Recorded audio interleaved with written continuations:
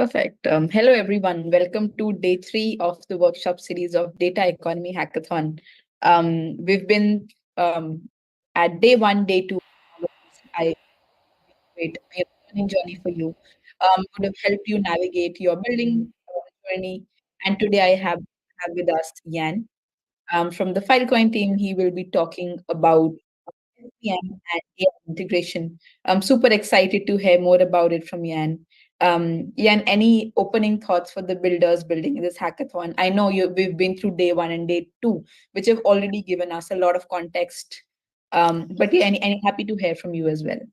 Yeah, I think AI is a big topic within Filecoin ecosystem as well. There's a lot of data on our network. So in this presentation, I'm going to briefly go through the different data architecture, architecture and the paradigms of how we use the data in Filecoin. And at the end of the presentation, I'll showcase one or two projects that have used Filecoin as a data layer for AI applications. But without further ado, I'm just going to share my screen first, and I'm going to briefly walk through what I'm going to present for the day.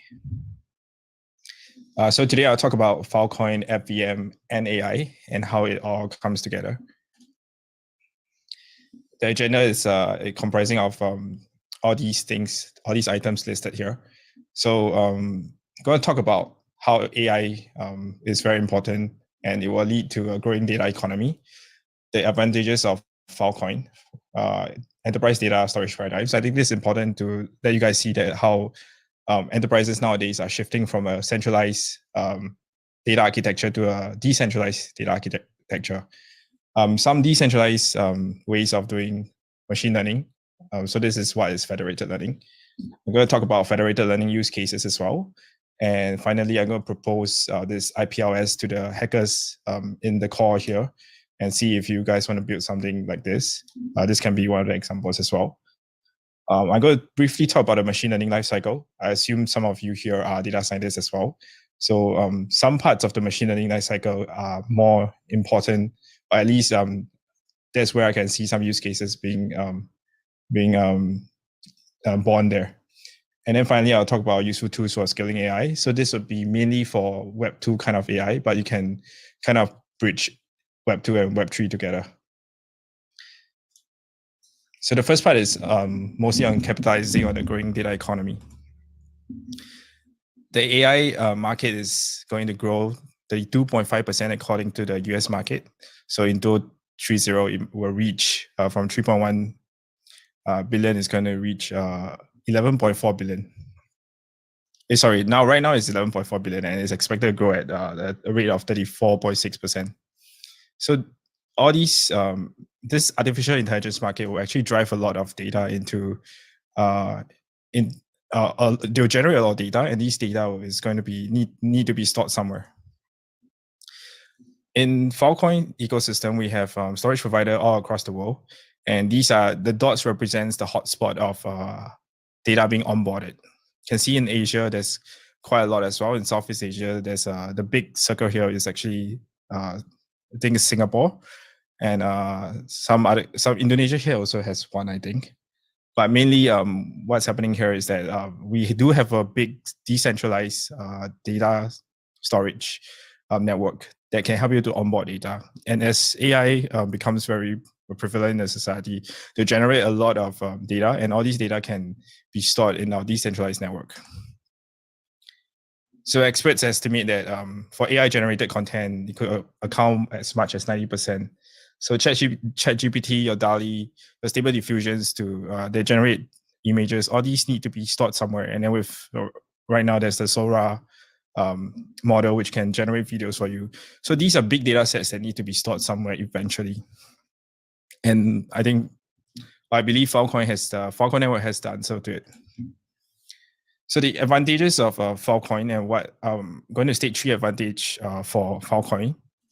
The first is the scale and cost of the Filecoin network. If let's say there's all data and you need to store and archive them somewhere, which is important for AI, you can use Filecoin. We already have a very wide and a large network of storage providers, so you can put all data there. The second part is the trust in proof of storage. So this is to ensure that your machine learning models, if they predicted something wrongly, people can go back to the audit trail and see that nothing has been tampered with. Or let's say if the model is not performing as well, and then it's affecting some business critical decisions, this proof of space-time is really important there. The third I want to talk about is the resilience to monopoly data ownership. We do not want big tech to to monetize all of our data. I think the data and model should belong to the person who built it. So for scaling wise, there's going to be a huge amount of data generated in AI. So take, for example, self-driving cars. It can produce up to 1.4 terabytes per hour and almost 5.8 petabytes of data per year. That's actually a very, very big amount of data. And for self-driving cars, it's important to log off of these data because you want to know, like, at any point in time, if let's say an accident happened, they need to trace back onto these archivers and see what actually happened at the point in time. So Filecoin also has advantages at scale and cost. Generally, the AI trained on large data sets, they are taken from information publicly available on the internet. And Filecoin onboard very large data set. You can see that through this report, the large data set clients have been going up in 2023. And we are the storage leader, at least in Web3, in storage, storing massive amounts of large public data. The cost-wise is only at a fraction of what AWS is currently charging its client at. So as you scale up your businesses, you scale up your application, you find that AWS is really expensive, or any clouds are very expensive. You'll burn through the free credits that they give you very quickly when you reach a certain audience or a certain revenue. The data store in Filecoin, we have quite some big names here. Some of it includes NASA's data, university data. So all these data, we archive it within the Filecoin network. And you can take all of these data and apply some machine learning onto it. For example, the National Institutes of Health. I'm not sure if this is publicly available, but there are some open data sets that are available regarding like healthcare and biomedical on our network, which you can use and apply some machine learning on top of it to derive some insights that's useful for people.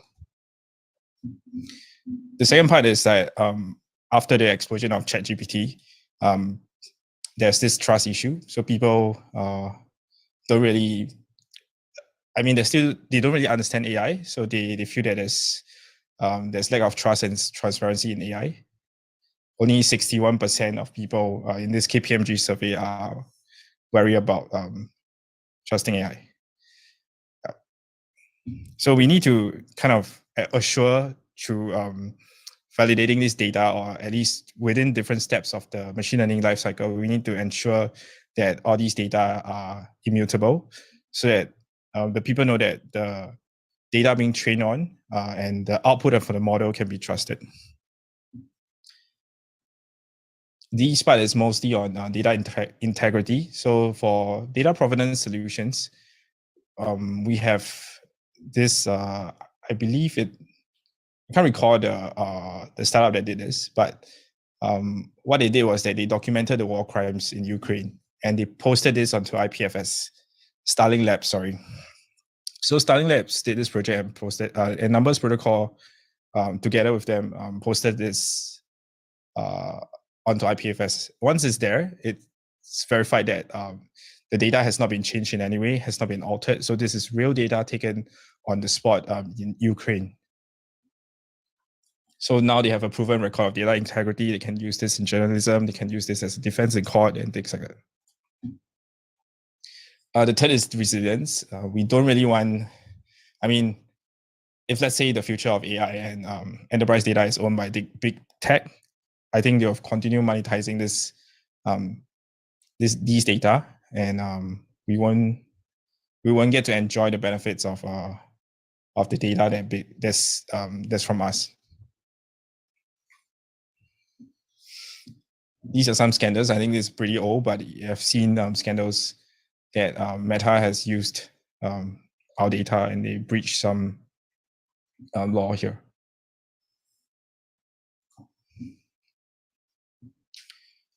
Yeah, so decentralized storage technology like Filecoin will rely on storage providers, and we have 3,000 storage providers worldwide, and 44 nations represented. So as compared to large organizations, these are actually individual storage providers. They are of quite big scale.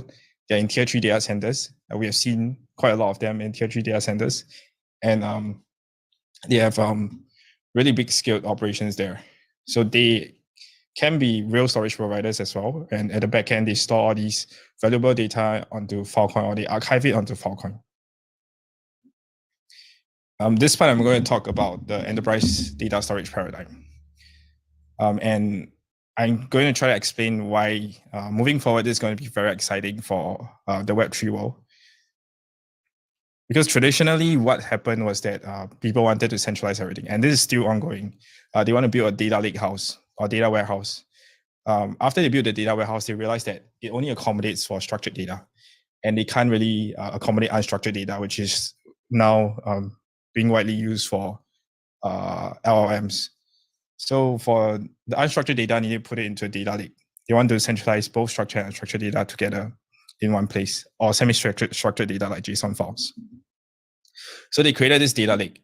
But the issue here is that it requires a lot of money to bring data from different sources into one collective data lake itself. A project like this in an organization would take around $20 to $40 million. And it's going to be across like 2 to 3 years. And that's the cost of doing a project in Southeast Asia. This is very costly, and sometimes after you centralize the data, you realize that, hey, actually, we might not be able to use all of the data here. So this is the traditional paradigm. They do segregate it into different data marts, which are more specific to the domain use cases, and then the end user can consume it. So business analytic tools, reporting tools, or dashboards can consume them. However, we've seen a shift of this in recent years, actually, recent years.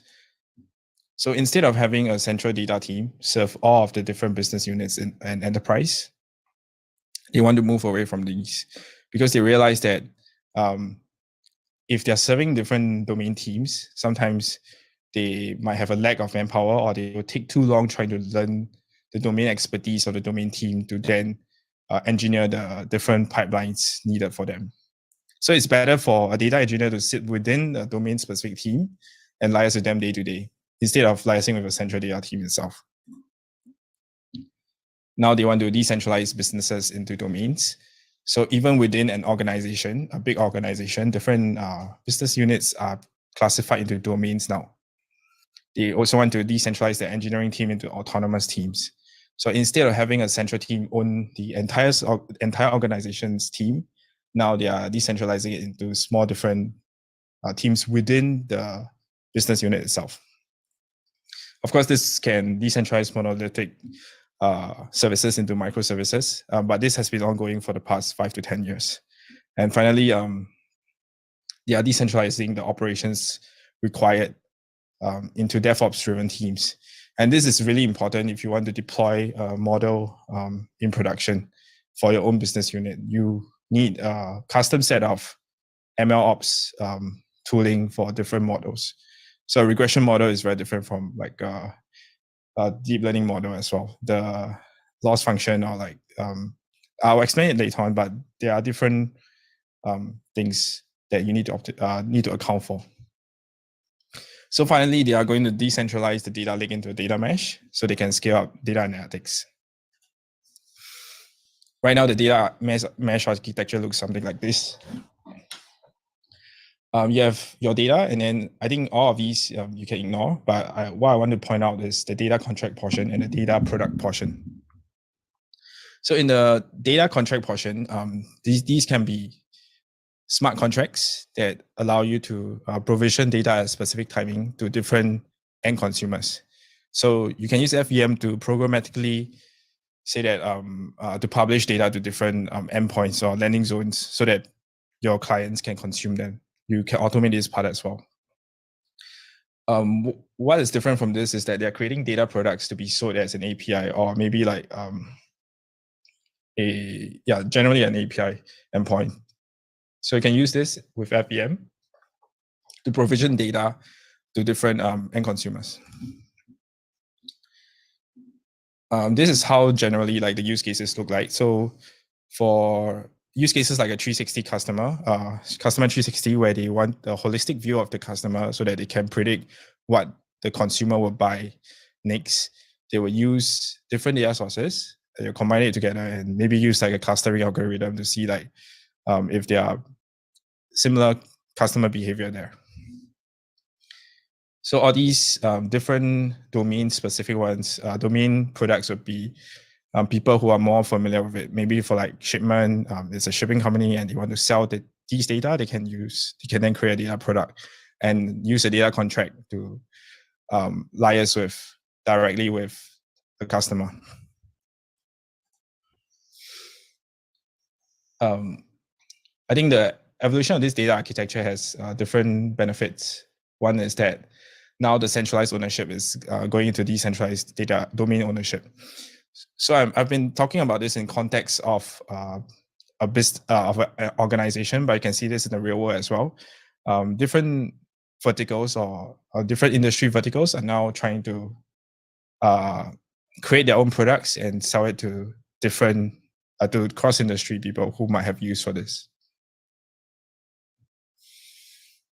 So imagine like an economy of DAOs, of data DAOs, talking to one another through FVM. And then if someone needs data, they can use the FVM to check for data quality, to see if it's relevant for them, and then pass it to different use cases. I think this will really grow the next data economy as well. So this is like a use case here. The use case is a regression model. So this is more a simple model. The regression model will check if the MSE is good relative to the use case. It would never be zero, because if it's zero, generally your problem, the problem you're trying to solve or trying to predict is fairly simple. But in real life, MSE is never going to be zero. Well, if it's good, then you will continue serving the model. You will still put it in production. But if it's not, then you will check for drift. You will be checking for data drift to see if the data that you use to train the model is still similar to what the incoming data is. So if it's not, then you might have to re-engineer some features. But if it is, then you might need to get new data to retrain your model. So when it needs this new data, you can broker it through the FVM. And the FVM can be used to, you can maybe like exchange fiat for file and then purchase different data sets in our ecosystem, or you can do a rules validation on the FVM itself. So only if the data set is of good quality, then will funds be released to the person selling the data. Excuse me. So rules validation can be different things. It can be to see if there's how much empty data sets are there, how many missing columns are there, and things like that. So I think these rules can be easily programmed into FVM to check the data set. They are not very compute intensive as well. After which you retrain a model and then you do a blue-green deployment to see if this new model you trained is actually producing good results. And the good results here is more on like if there's a data drift right now. So you test it through the KS score. There's one use case in machine learning where you can employ FVM to get a fresh set of data every time, and you can incorporate this into an MLOps lifecycle every time you have some sort of a data drift. And this can be programmatically done. The next section, I'm going to talk about federated machine learning. This is more of a decentralized approach to train machine learning models. So instead of you centralizing the data, like I mentioned earlier on in the data lake, you don't have to do that. You can send a model where the data resides. So this is great for cross-regional training. There are a lot of local laws that doesn't allow you to move your data from one country to another country. So if, let's say, you have any cross-regional use cases, medical use cases, or pharmaceutical use cases, you can use federated learning to achieve that. This is the traditional machine learning paradigm where you centralize all data in one single place. The second one is where training occurs on the edge itself. So we have seen edge computing or edge models happening already. So what really happens is that it aggregates all of the weights at different hops of the machine learning training lifecycle. So, and then it averages it out. I'm not going to go into details on that, but I think of it as averaging out all of the weights across different storage providers. So your model or this training process starts by going to different place where the data resides, and then it will accumulate all of these weights. It does an average, and then it will produce a model. But what really are the use cases of FL itself? Self-driving cars is a place where federated learning can be used. Autonomous vehicles or autonomous fleets can use federated learning to increase the awareness of their surroundings. So perhaps like the car P2 can see a passenger in front of the car, but P1 is unable to see the car. But it can still notify P1 that actually there is someone in front of P2 and it's going to stop. So this is something that's pretty useful for autonomous vehicles next time. On the right-hand side, it's more to V2E interaction, or V2I, vehicle to infrastructure interactions. I think the most useful here is medical, the healthcare sector, where sensitive data resides in a specific country. And we just saw COVID happen. So to predict these clinical outcomes for patients with COVID-19, data from 20 institutes across the globe was used to train a federated learning model. They don't need to move data out of the country, and they're still able to achieve creating a model from a vast demographic across different regions. This is done through NVIDIA's Clara library, but of course, you can choose to put an immutable layer on top of this to ensure that there's no data poisoning or there's no different hospitals that will sabotage the training itself. I'll talk more about the data poisoning later on. But here we have someone who wrote this IPLS, which is kind of like IPFS, but this is a learning system on top of Filecoin network. So this is more of like decentralized federated learning. So instead of different storage providers, you see here, it's going to be even more decentralized. It's going to be individual on an individual basis. I'm not sure how the performance will be like for this, but from my experience previously when we train on decentralized or at least just a federated learning model, it does not produce better results than a centralized models because of infrastructure and compute resources. But I think 4 or 5 years down the road, this might become something that's very possible. The model that's trained for the COVID-19, if I'm not wrong, it was still pretty decent as well. It's just that it took longer time to do that. So if you see here, like decentralized portion for 50 agents, the accuracy of it was only peaking at around 0.935. Whereas a centralized paradigm for 10 agents, it can easily reach 0.96 accuracy here. So there's going to be a lot more resources needed for federated learning. And of course, there's going to be more iterations needed for federated learning to reach your 0.97%. The IPLS proposed different methods there, but these methods might not be comprehensive enough yet. So if the hackathon participants have anything in mind to add on to this, it'd be great to see what you guys have in mind. Of course, there are flaws to federated learning as well.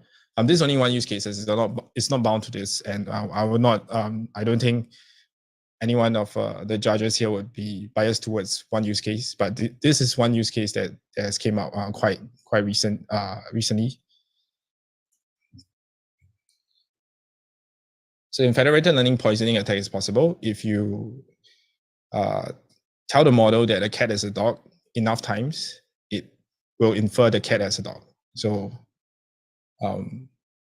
federated learning still has its flaws. So the solutions to that is immutability and an incentive layer on top of it to prevent people from sabotaging the model. And probably wondering like which part of machine lifecycle does Filecoin come into play here. For data provenance wise, the feature engineering can be used to, can be stored somewhere to ensure that no features have been altered during the model training itself. Instead of the feature store, so during feature engineering, you'll probably store in a feature store, and the feature store can just automate the process and store it onto Filecoin network. So to ensure that all features trained at that point in time has not been altered. Data preparation and data acquisition can be part of that as well. So the data acquired, you can use it as a proof to say that these data has not been changed and the initial data set has not been changed in any way. For all these logs, input, drift, tracking, performance, all of your ground truth, you can log it as archival onto Filecoin as well. Again, to ensure that these data will not be lost in any way. I'm going to skip this federated learning part for because of time, but I'll send out a deck later on. I want to talk about example library here, which is zkaggle.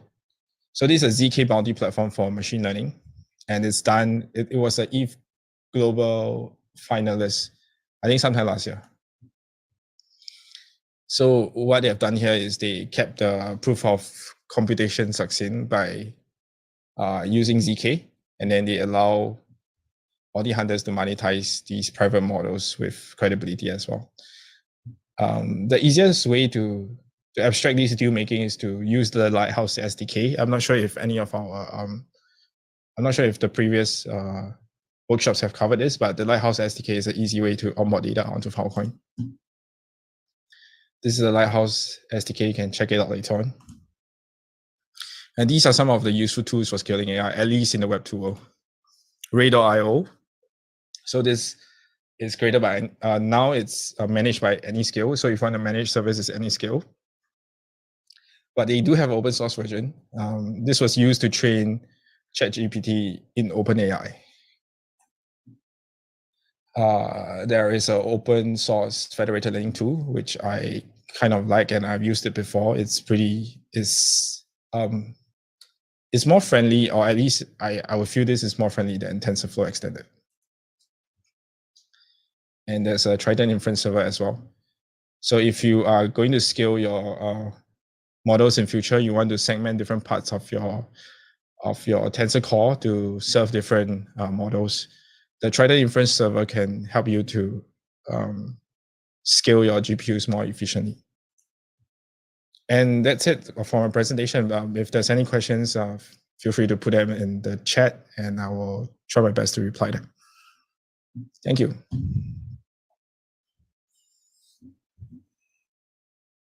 Thanks a lot, Ian. I know it's pretty late for you, but thanks for taking us all through this wonderful presentation. I hope it helps. And for all the builders, devs watching, the best place to put out any questions, queries is on the Telegram group that we've created for the Data Economy Hackathon.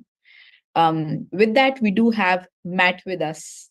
Hey, Matt, welcome to the workshop.